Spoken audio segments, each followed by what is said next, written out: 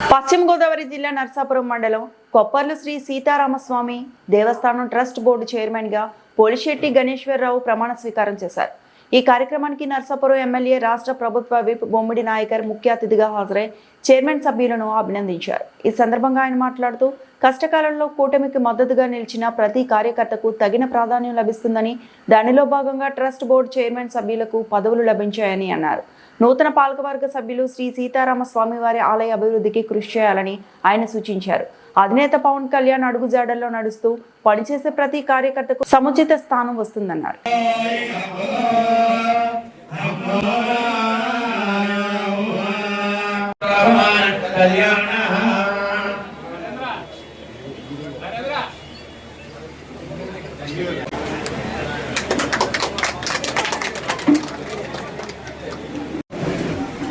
అలాగే రామనాథం శ్రీని గారు వేదికపైకి రావాల్సిన ఆహ్వానిస్తున్నామండి.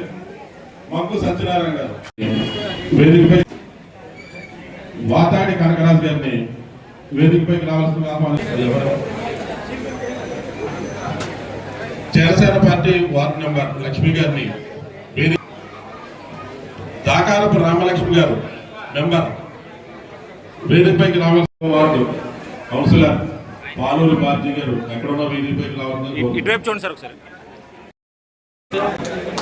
సార్ పట్టుకుని చూడండి సార్. సార్ ఒకసారి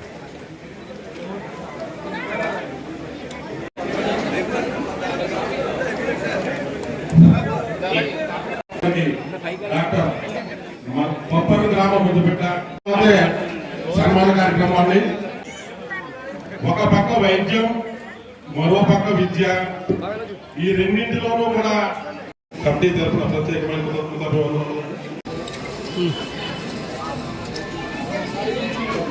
గారిని వేదికపైకి రావాల్సిన కోరుతున్నామండి. దూర ప్రాంతంలో కృతజ్ఞతాభివందనం తెలుసుకుంటున్నామండి.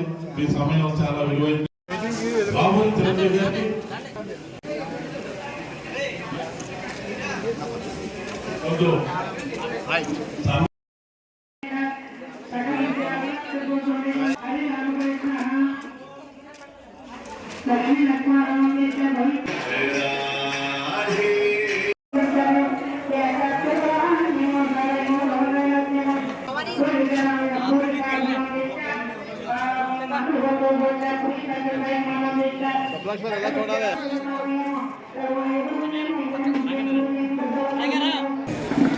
అధ్యక్షత వహించినటువంటి పులగొండ వీర్రాఘవ గారికి, గ్రామ ప్రజానికానికి,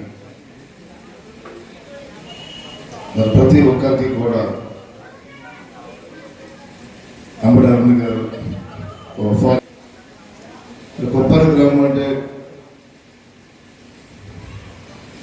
కొప్పరి గ్రామంతో ఉన్న పరిచయం నాకు ఈ రోజు నుంచి కాదు, గతం నుంచి కూడా. మరి ఆ రోజు తెలుగుదేశం పార్టీలో ఉన్నప్పుడు నేను, మరి పెద్దలు చెన్నై సత్యనారాయణ గారి ఆ రోజు ఎమ్మెల్యే అభ్యర్థిగా ఉన్నప్పుడు మరి నేను కూడా మరి వారితో ప్రయాణం చేసి ఆ రోజు ఆయన గెలవాలన్న ఆలోచనతో కూడా మీరు తెలుగుదేశం పార్టీ నుంచి కూడా కష్టపడిన వ్యక్తిని. మరి ఆ రోజు నుంచి కూడా కొప్పర గ్రామంతో ఒక అనుభవంగా ఉంది నాకు. మరి ఏదైతే 2019 విషయం చూసుకుంటే కనుక మరి పవన్ కళ్యాణ్ గారు అభ్యర్థిగా నాకు అవకాశం ఇవ్వడం, కొప్పర్ల గ్రామం అంటే ఎందాడ ఒక పార్టీ గారు ఎవరో చెప్పారు, ఎందాడ తెల్ల చొక్కాలు వేసుకున్న నాయకులు మనకున్న లేకపోయినా మనందరికీ కూడా ప్రత్యేకంగా జనసేన పార్టీ నుంచి పవన్ కళ్యాణ్ గారి స్ఫూర్తితో సుబ్బలక్ష్మి గారు, సారీ పెద్దలు సుబ్బలక్ష్మి గారు కూడా పేరు చెప్పడం సీరియస్గా చేస్తుంది.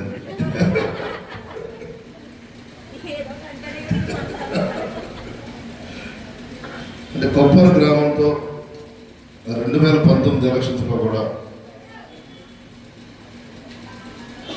నాతో ప్రయాణం చేసి నన్ను ఒక పవన్ కళ్యాణ్లా చూసుకుని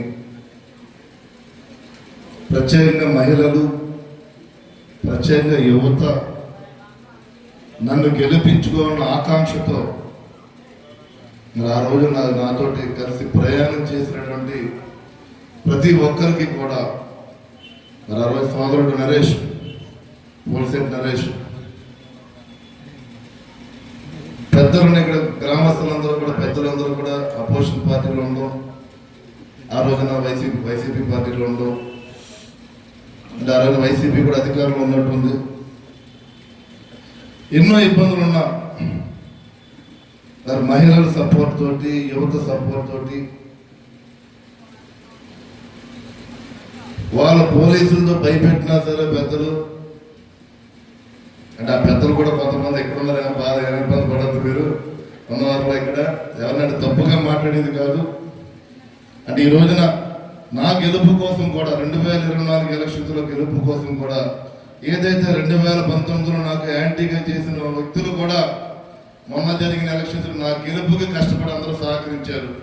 నేను వారందరికీ కూడా నేను మనస్ఫూర్తిగా నేను పాదాభివందనం, ప్రతి ఒక్కరు పాదాభివందనం తెలియజేసుకున్నాను. నేను అంటే రాజకీయాల్లో మార్పులు అన్నది ఎప్పుడు ఏ రకంగా ఉంటుందో కూడా చెప్పలేము మనం. పరిస్థితులను బట్టి కూడా మార్పులు వచ్చే పరిస్థితి ఉంది. 2019లో మరి కొప్పర్ గ్రామం నుంచి కూడా మంచి మెజార్టీని ఇచ్చారు. నిజంగా కొప్పర్ గ్రామానికి ఎప్పుడు కూడా నేను రుణపడి ఉంటాను. నేను మరి ఆ గ్రామానికి నేను 2019లో ఓటమి చూసినా సరే, ఓడిపోయినా సరే, మరి పోలిశెట్టి నరేష్ కానీ, అదేవిధంగా సత్యశ్రీ కానీ, అంటే సురేష్ గారు కానీ చూసుకుంటే మరి పరిసర సోదరు శ్రీను, అంటే నాకు తర్వాత పనిచేస్తులే నరేన్, ఆ రోజు నరేన్ అమర్ మరి వాళ్ళు కూడా ఉండి